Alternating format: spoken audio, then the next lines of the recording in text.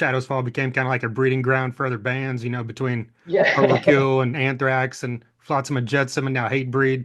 Like, of course, you had you know, you worked with Hell Night and Downpour, but did any like established band ever approach you during that period about joining them? Definitely not on the level of the big four like John, that's for sure. Right.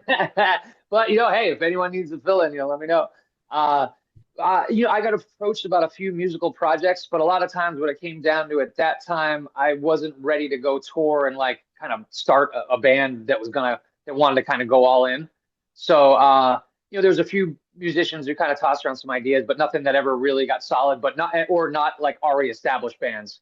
Um, but at that time, like, I was just, if I was going to do anything, it was going to be more local or sort of the studio-ish stuff, unless Shadows Fall was going to get back together. Because the energy to break a new band is it takes a lot, and I, Yeah. just didn't have that time between family and just honestly desire or energy to do.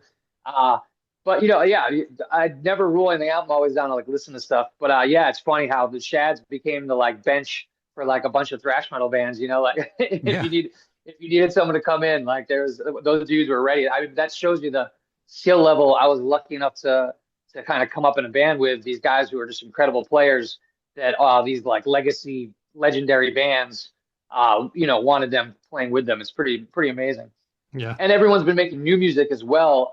With Jason with Category 7, and then John and Matt with Living Wreckage. And like you mentioned, I've done a few things with Hell Night around St. Louis, and then also Downpour with some of the friends from back in Massachusetts. So there's always music being made between all of us, but it shows you that the level those dudes get when you get the call, Yeah. to some of those bands. It's pretty cool.